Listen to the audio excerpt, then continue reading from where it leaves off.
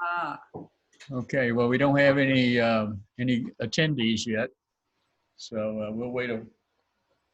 I guess I could go ahead and open and broadcast. Maybe that'll show them up. Let's try. There you go. okay. All right, Quarterly business meeting. we're now live. And try again. All right. We had this seamlessly yesterday. Yes, we did. Won't let me. There's only 58 people out there watching this, so. Okay. Well, I will, if you're okay, I'm just going to pull it up on my You're screen. going to share all panelists. Here we go. Now then try it. Okay. Let me see. There we go. We got it. We got it? I'm- Okay. Yeah. So you people out there watching, we can eventually get it right. We will. We Yeah. do get it right eventually. All right. Okay. So thank you for having me. I'm excited to give you this update today. So I think this is what's on everybody's mind is, of course, COVID-19 and Westminster. So we've had, since March 9th, 9 resident cases of COVID-19 and all have recovered. We've had 16 associates. We do have 1 active case that is recovering at home. You should have all received a memo in your box yesterday evening or received it this morning. We've tested a total of 1,443 individuals. Just as a reminder, we are testing our associates in the health center weekly. So this case was one of those. Our current status is that we reopened to phase 1 June 10th. We are tentatively scheduling to open phase 2 in late October. That's given our current status, the continuing declining cases in Central Texas and in Travis County specifically. Westminster is still at a 2.0 infection rate. Our skilled nursing is open to 2 essential caregivers and or family members that have been designated by the power of attorney as the essential caregiver. They must be tested. They have to be trained by our associates, our staff, and they must follow all precautions. Just another reminder, I think that we always need this, is how to wear your mask.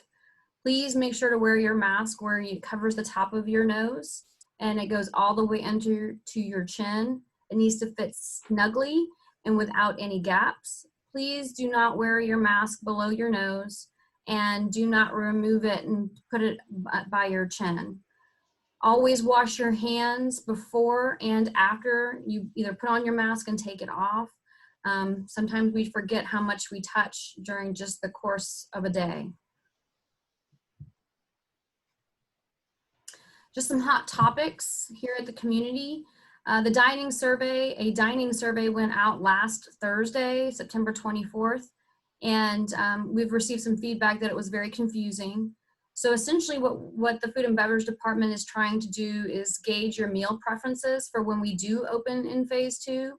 You're not committed to your answers. We're just trying to understand what your preferences may be. Phase 2 dining will require reservations and have limited seating and limited hours. So that's another reason why we just need to figure out how to accommodate as many people as we can and still, have our social distancing and protocols in place. During phase 2, breakfast may be picked up in the Laurel, or a continental breakfast will still be available for delivery. Meal delivery will also continue to be available during phase 2. So if you're not comfortable coming to the Laurel dining room, please know that you will still receive your meals. Environmental services, we went back to full housekeeping services on Monday, September 21st. Our housekeepers will continue to be localized, and that is for contact tracing as well as efficiency. Keeping our housekeepers on the same hallways may allow for additional time in the apartments, and that's what that's what our overall goal is. Requests for specific housekeepers will not be accommodated. All of our housekeepers are expected to all do a great job. If that is not to your standard or Westminster standard, we're asking you to reach out to our Environmental Services Director, Antonio Montgomery, through our reception desk. We do have some protocols where we can, have one of our housekeeping trainers go in and, work with those associates. So please let us know if that's necessary. Speed bumps. If you've driven up and down Jackson lately, you'll notice we have some new speed bumps. They're going all the way down Jackson to 35th Street, and they're going down the side street. So I just wanted to make sure everybody knew those changes. So please use caution as we're all getting familiar with that new drive. This is a little bit exciting for me, for those of you that are on the Buildings and Grounds Committee with me. Our new Preston carpet will begin to be installed on October 5th, finally. We will be starting in the Laurel dining room, and then we'll be moving to the Preston lobby. The lobby tile demo will be completed during the day because it will be noisy, and we want to make sure that doesn't happen at night. But the install of the carpet will be happening overnight in the lobby, so we can still move around during the busiest time of our day. After the dining room and the lobby carpet has been installed, we'll be working on the additional corridors in the Preston building, and we will send out additional communications at that time for those specific corridors and letting our residents know what to expect at that time. So this last Friday, we began the removal and the replacement of the cooling tower on the Preston building. It is a single cell cooling tower, or the Preston was a single cell cooling tower that was removed and replaced with a new 2-cell cooling tower. And this will help run the chillers more efficiently. The crane, I hope, and I think some of you saw it, was pretty awesome, was used to remove and lift the crane. Most of the work happened over this weekend. We did not experience and did not expect, nor did we get any impact from that Preston air conditioning change during the install. The next step is the chiller replacement, which we are expecting to happen sometime in October.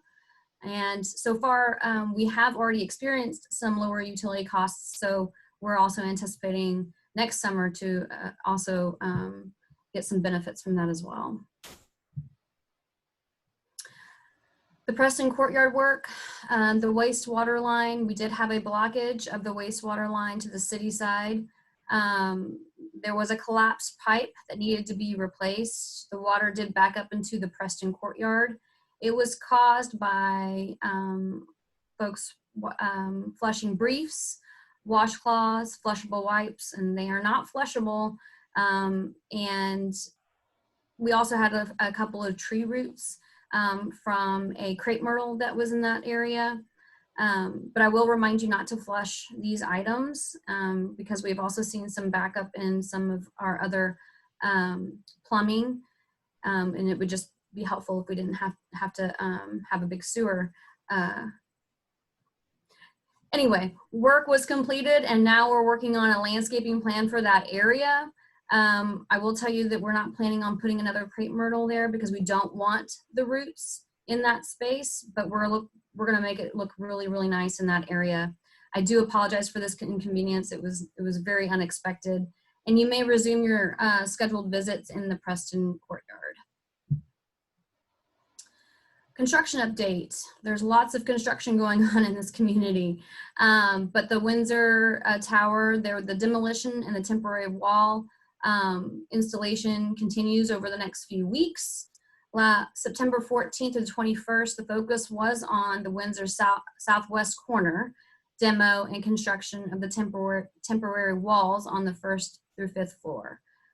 September 22nd to the 25th, they installed waterproofing, sheetrock, drop ceiling, and installed and cleaned up on the 1st through 5th floors, southwest wing of the Windsor.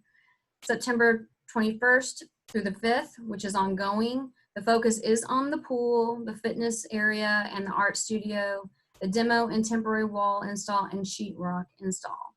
I have been told, and I confirmed before this meeting, that the pool will be back online tomorrow, October 1st.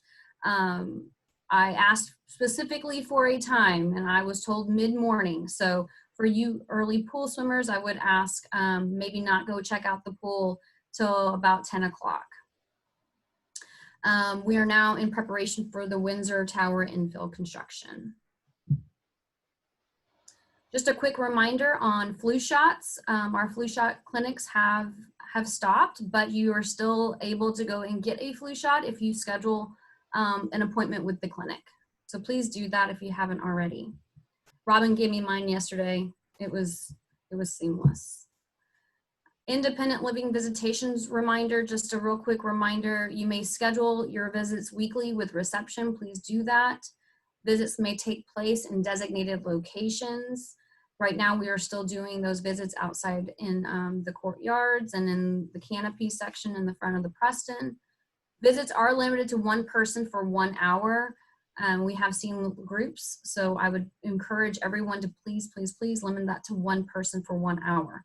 Social distancing and masks must be worn. No eating or drinking during this time. And our associates will be addressing the residents and the visitors that are not following this protocol. So let's all do our part. The marketing team has asked us to thank you for these prospect tours that we're able to have. Those tours are taking place from 2 to 4 every Wednesday. We are trying really hard to stay out of common spaces, but we do have to walk through those spaces. The tours are limited to 30 minutes. Those individuals are pre-screened by marketing and screens including a temperature check by reception upon entering our campus. Tours will be restricted to common paths and only requested apartments. We're not taking them to multiple apartments. Please stay in your apartment homes between 2 and 4 on Wednesdays.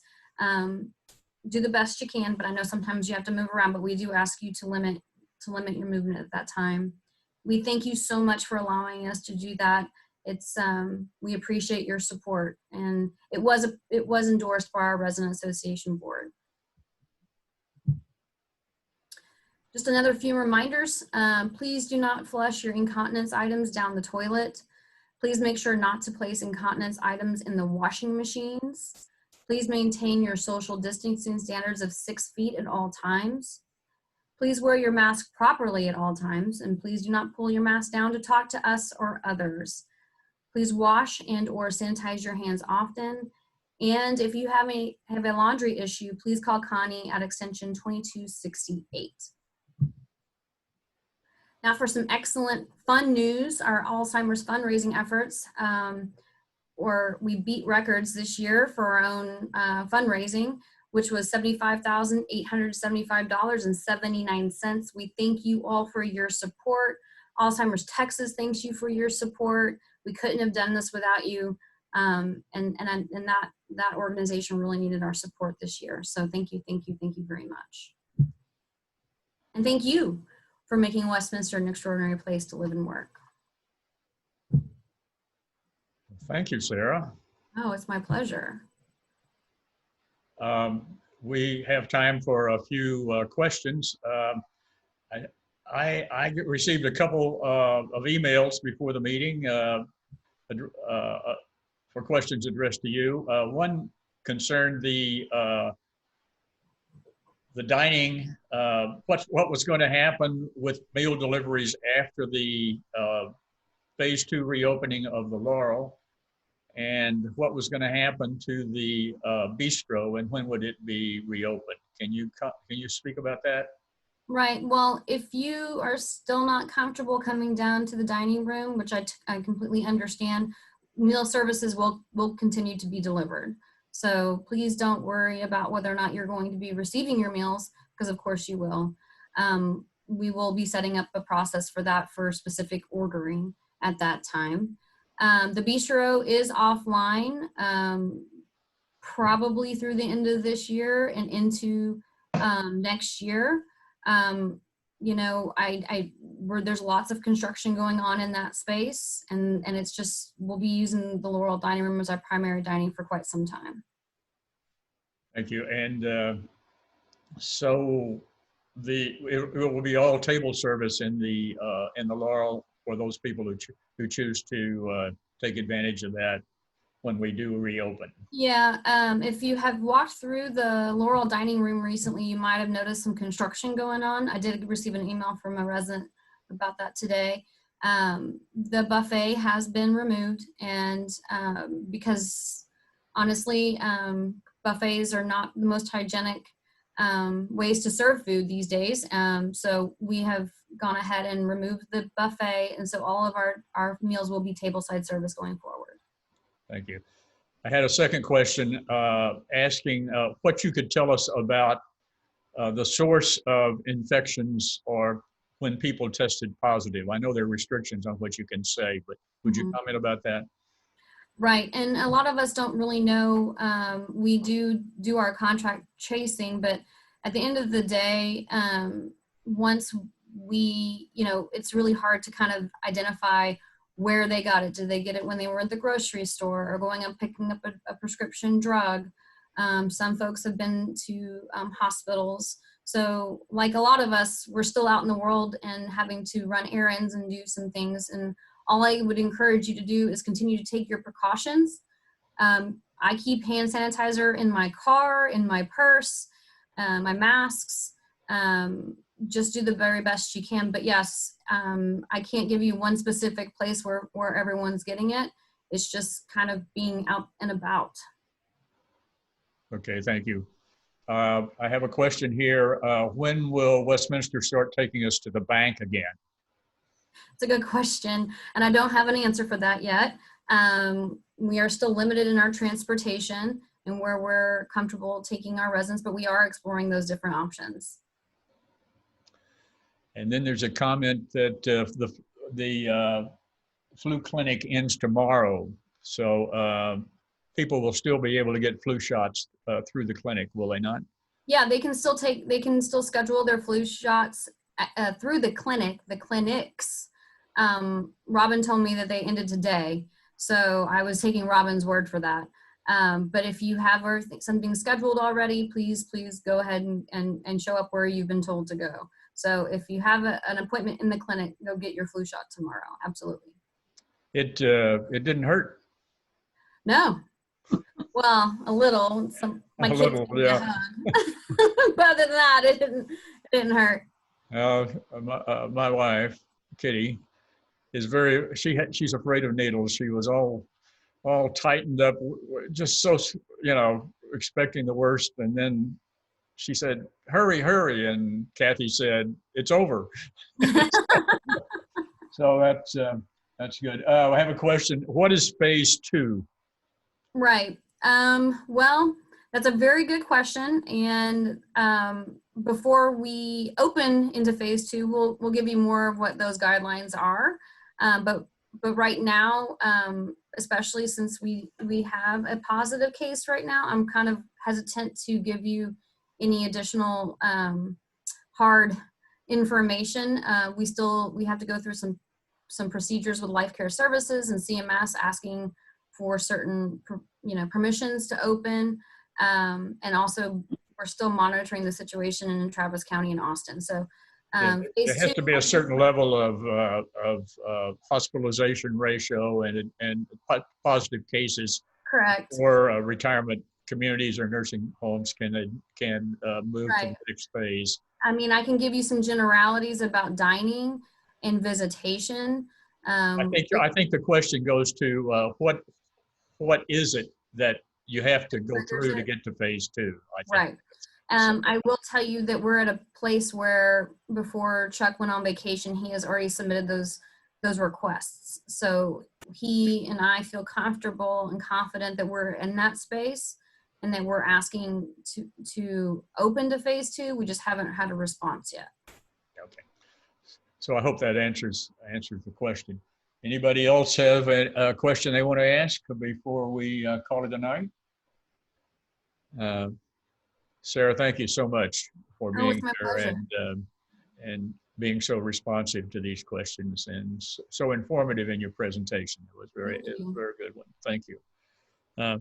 So I also want to thank our other participants tonight. Mary Bowles, thank you. Lucid as always. Jill, if anybody doesn't write a check the first thing, I'd be very surprised. They're all going to just flood you with their money, I'm sure. We'll meet our objective ahead of time. And Mary Kevorkian's, you didn't run out of ink, I hope, Mary. No, everything's all right. Oh, that's it. You have a ballpoint. Good. Well, we're in fine shape. There's a serious possibility this program will be broadcast tomorrow afternoon on 1895, but I could have screwed it up. So if it's not there, it's my fault. So I want to thank all of you for attending. I hope you enjoyed the presentation. We'll do this again for our annual meeting in December, assuming that we're not able to meet in person. And that at that time, we'll have some serious business to transact, as well as getting up-to-date reports from the administration and from the officers of your residents association. So until we meet again, wear your mask, practice your social distancing, and keep well. Good night. Good night. Aye. All right. Thank you.